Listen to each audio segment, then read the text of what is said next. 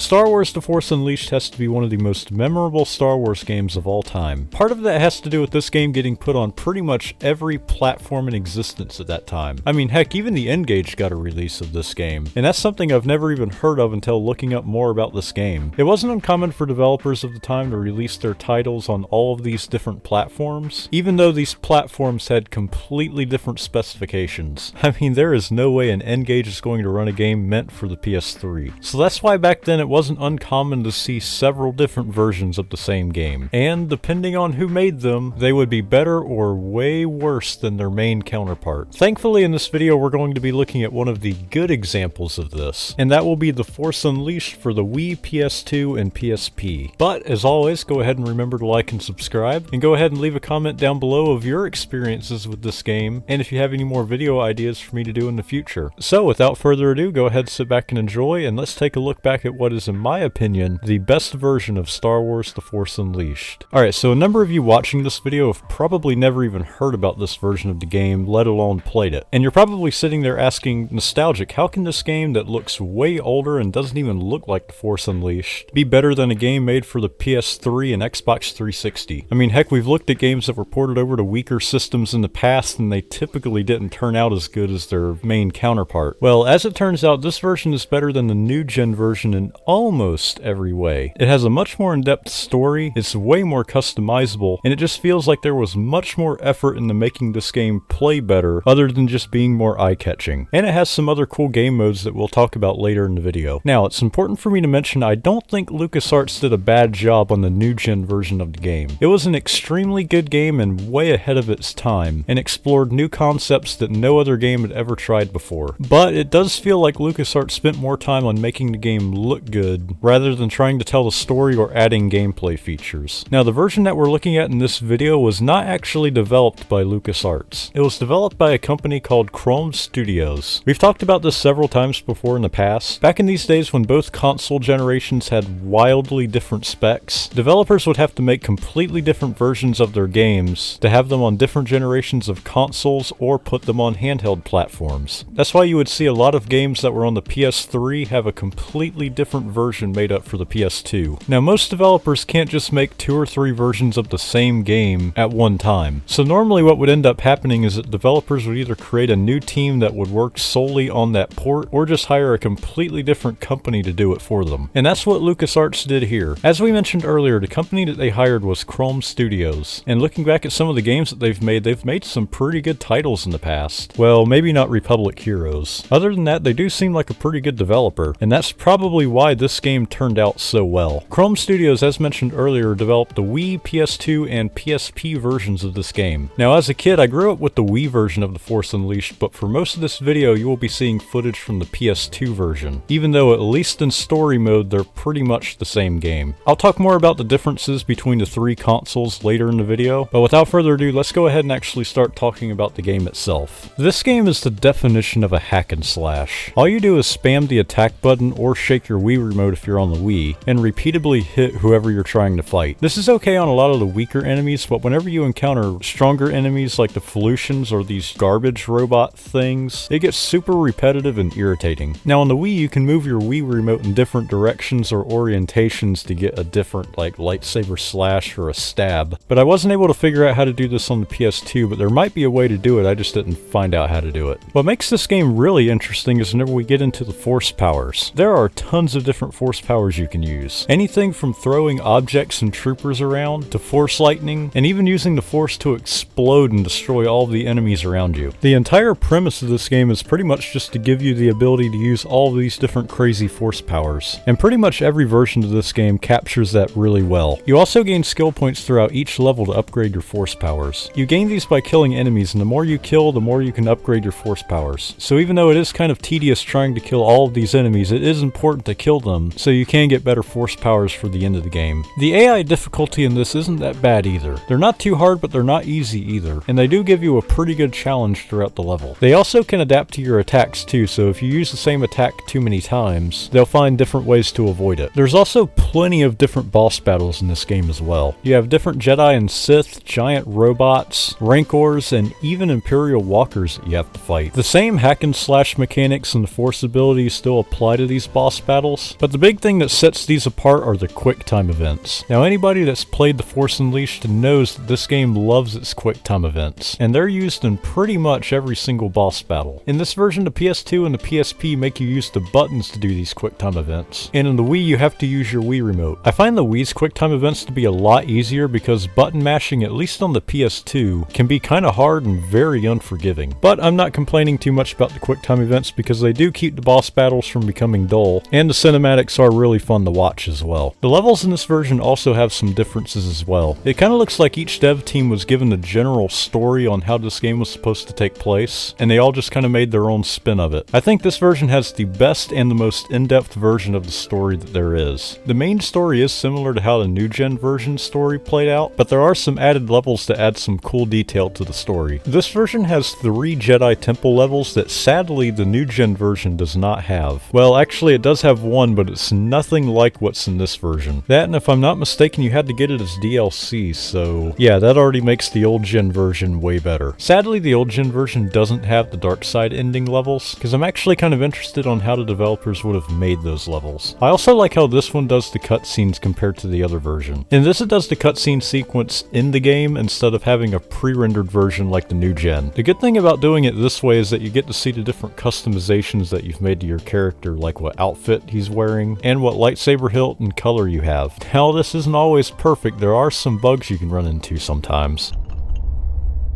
Master? Proxy, what are you doing here?